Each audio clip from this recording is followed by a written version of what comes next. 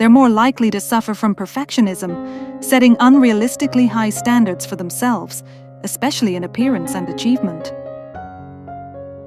Women are more likely to seek social validation, placing higher importance on relationships and social approval, especially in adolescence.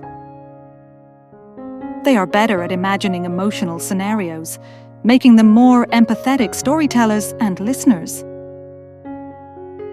They have a more finely tuned sense of touch, with more nerve receptors in the skin, making them more sensitive to physical sensations.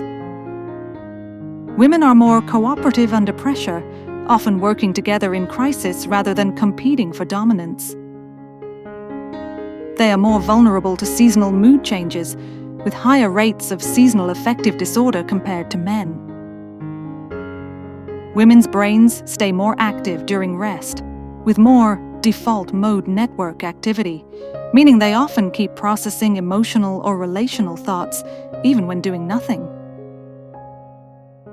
Women tend to apologize more frequently, even when not at fault, often to maintain social harmony.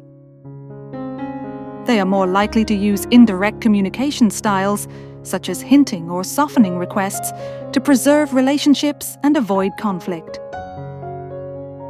They experience higher guilt and shame levels, often being more self-critical in social and moral situations.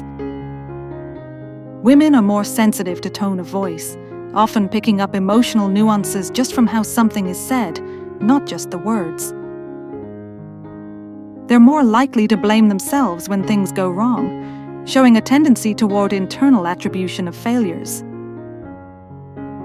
Women show greater attention to detail, especially in tasks involving language, aesthetics, or emotional cues. Women are more responsive to subtle flirting cues, often picking up on romantic or sexual interest earlier than men. Women have better hearing for high-pitched sounds, which some researchers link to evolutionary roles in infant care.